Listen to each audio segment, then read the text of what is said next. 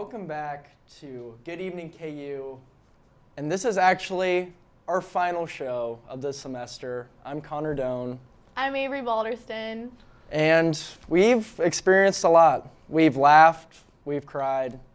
But I guess you know now, in the words of Drake, this is our last show. How'd you enjoy shooting the show, being on the show? How'd you like it? I had a lot of fun. It was a super fun part of my semester. I've never done anything like it, so I loved being able to experience this. How did you feel this semester? This was the weirdest semester I feel like we've had, except for last, because that was when everything really hit.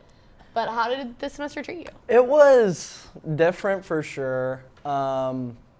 It was weird not being able to be around a lot, wearing a mask, going into places, but I've experienced being in small groups of friends has been fun in a way I haven't experienced before because you get to know people really well, but also at the same time, it's good to see people you don't normally see. How'd you like it? I'm gonna go school-wise. So I felt weird doing online classes. I'm a people person. I'm a hands-on person. I need to be around people to feel motivated often. Yeah.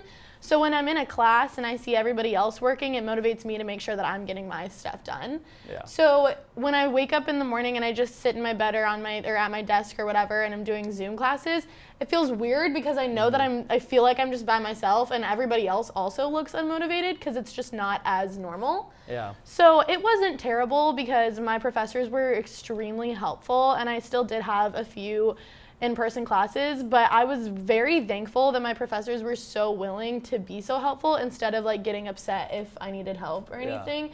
Also, communication was surprisingly great over email and everything. It was just weird trying to get used to it. Oh yeah.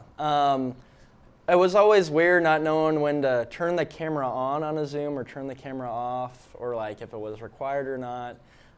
It was definitely hard to focus for me too, but I don't know. It wasn't the worst thing ever. I feel like I learned some stuff, but you said you go home a lot though. I do. So one of my things is I would go home sometimes just because being around my parents always motivate me, and so having that motivation, I don't know, just it helped me. I also I liked doing my film work back at home. My dad would help me learn some things through that, and so I was able to learn new things from him, which was super fun, and it helped me get even more interested than I was in general in film.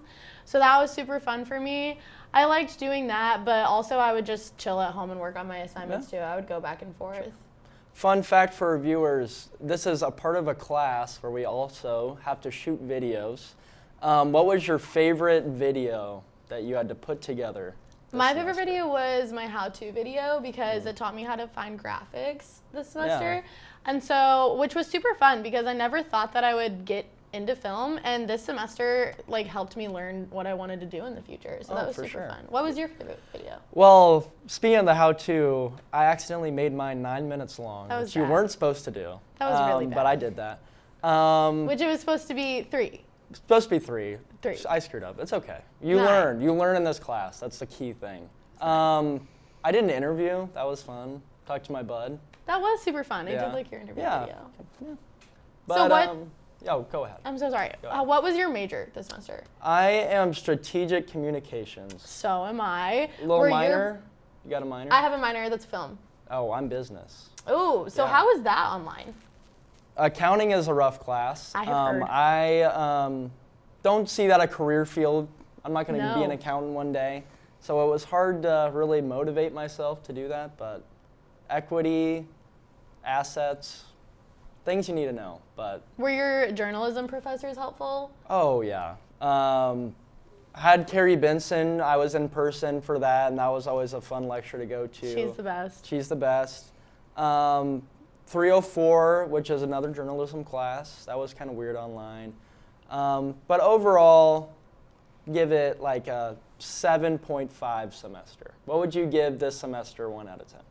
I'd probably say 6 or 7. Do you have roommates? I do. I have 2 roommates. So would you guys work on assignments together or anything? Yes, because one of my roommates is a strategic communications major as well. That's really helpful. That's really helpful. My thing was that I lived alone, so it was tough for me. And I always struggled with that because I felt like I didn't have people around me motivating me. So I think we're going to wrap it up, and we'll be back with Lily and Olivia for our next hosting segment to talk about holidays. Diversity. What is diversity? It can be an umbrella term for a variety of things, ranging from diversity among different people, places, cultures, and ideas, to the way people express themselves and the way they interact with the world. In today's world, people interact with one another and share their thoughts through social media. Let's take Twitter, for example. How are people of different backgrounds, ethnicities, and sexual orientations with different political beliefs, interests, and job titles using this platform differently? Currently, celebrities are interacting with their fans on Twitter by speaking their minds, sharing their beliefs, and supporting social issues. Professional sports figures and organizations in the United States are using Twitter to support social causes and bring attention to current social matters, such as encouraging their fans to vote. Users are voicing their opinions about current issues surrounding racial inequalities, social injustice, and police brutality in the United States. There's diversity in the way people are discussing the upcoming presidential election, especially regarding their opinions of each candidate. Different news outlets are not only highlighting stories in the US, but are talking about important stories from around the world. But many Twitter users don't post about controversial matters or social issues at all. Rather, they use their platform to create memes and post funny content for entertainment.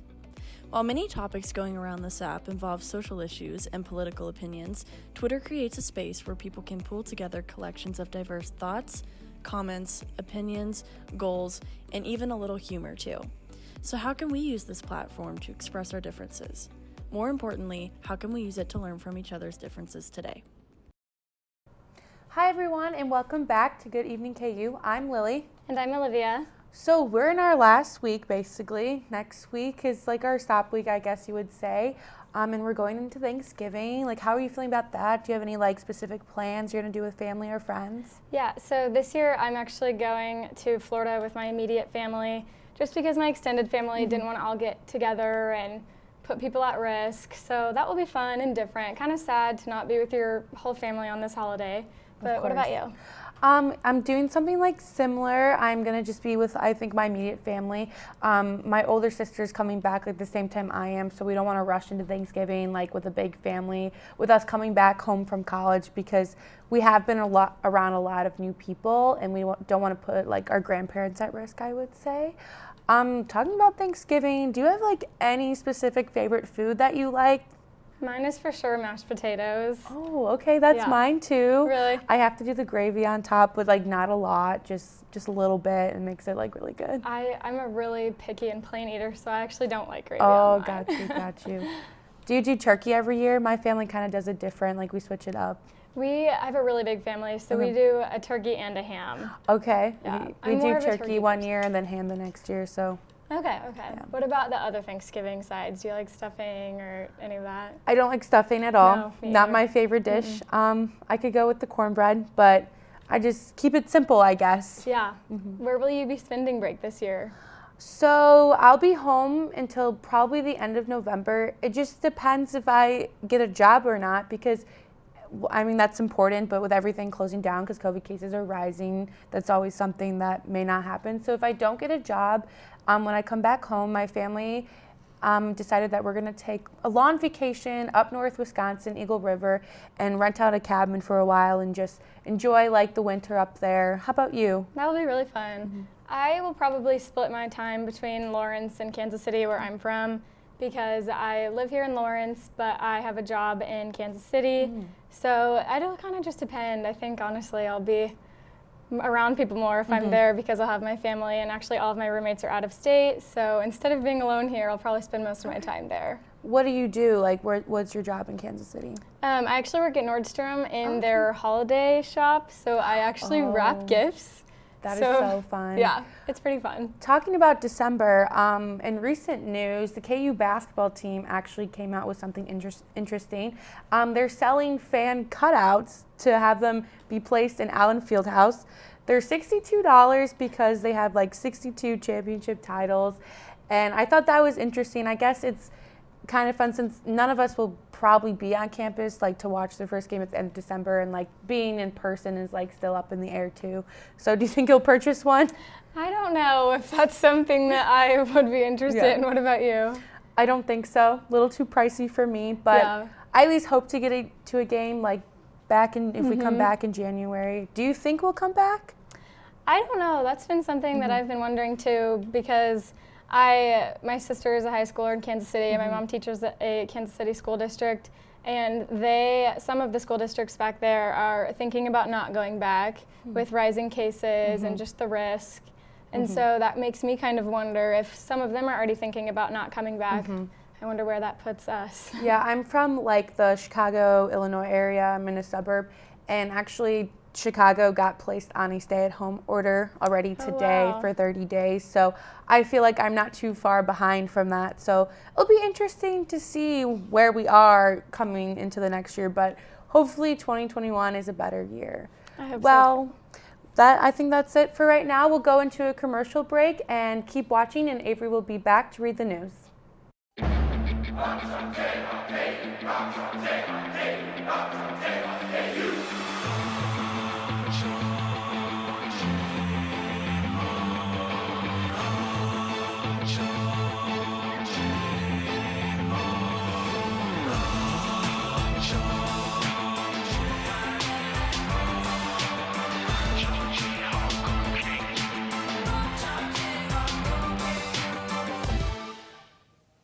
I'm Avery, and this is your Good Evening KU News Update. 4 astronauts were shot into space aboard a SpaceX Falcon 9 rocket on Sunday, beginning a new era for NASA. The astronauts are making the 27-hour trip to the International Space Station. The spacecraft that they are calling Resilience is currently holding Commander Michael Hopkins, pilot Victor Glover, Shannon Walker, and Japanese astronaut Soichi Noguchi. The 46th Annual People's Choice Awards took place on Sunday night to honor the best in popular culture for 2020. The awards show was hosted by Demi Lovato and broadcasted by E! Some of the night's big winners, voted on by fans, were Tyler Perry winning People's Champions Award, Tracy Ellis Ross winning Fashion Icon Award, and Jennifer Lopez winning People's Icon of 2019. Trump's failure to work with President-elect Joe Biden is becoming more dire with the quick spread of coronavirus. President Trump is receiving many phone calls to permit what could be life-saving transition talks between his health officials and incoming President Joe Biden. Although the pandemic is quickly worsening, Trump is ignoring these calls in hopes to discredit the election he lost. Tiger King star Dylan Passage, married to Joe Exotic, was charged with drunk driving. He was pulled over and arrested in Texas over the weekend. The reality TV star was booked around 6:30 a.m. on Sunday into Travis County Jail. The football team comes off a bye week and is preparing for Saturday's game against Texas. Coach Miles said he used the break to get the freshmen more reps. We spent time on some of our youth. We had young guys go, and really our guys are developing such that they're not young guys. In other words, they're getting the play call, they're understanding the adjustments, and they're playing really like a more veteran player. Last season, the Longhorns kicked a field goal on the last play of the game to win 50-48. But Jayhawk fans remember the game 4 years ago where the Jayhawks kicked a field goal in overtime to beat Texas for the first time since 1938. Texas is a 5-2 and currently ranked number 22 in the country. Kickoff is at 2:30 p.m. on ESPN2. And that will wrap it up for today's news update. Please keep watching, and after the break, Halen will be back to give us a look at the holiday Diversity. season weather. Where you go to college makes a statement about you. This place will become a part of you, your identity for life.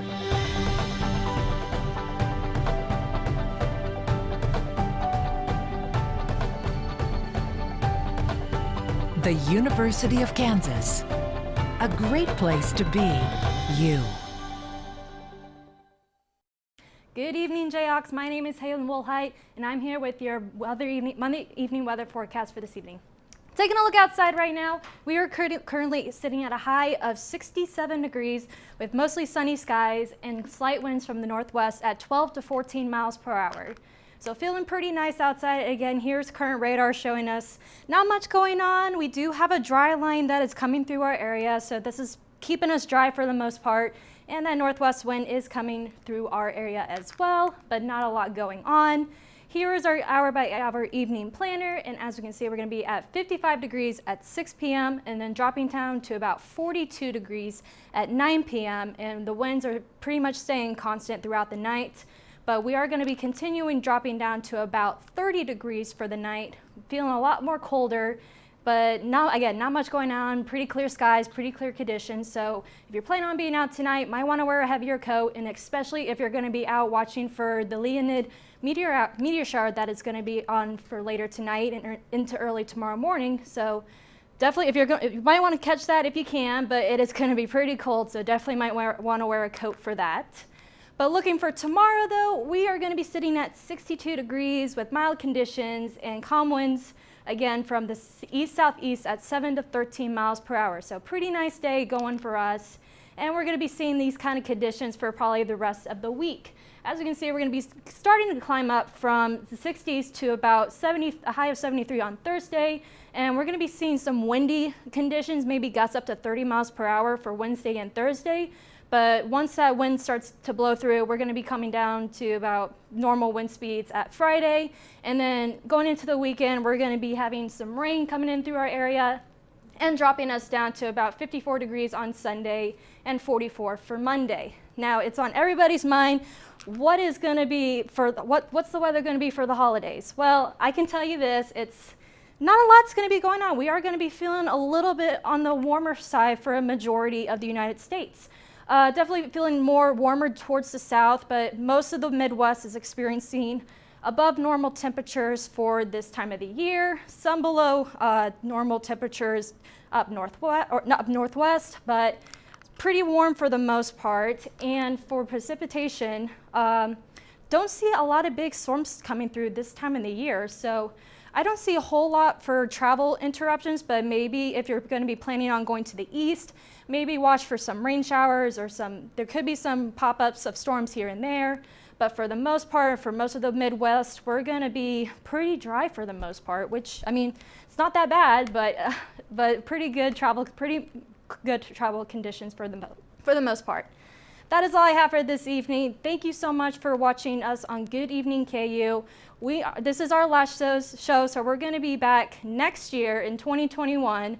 But feel free to watch our other shows of Good Evening KU on Tuesdays.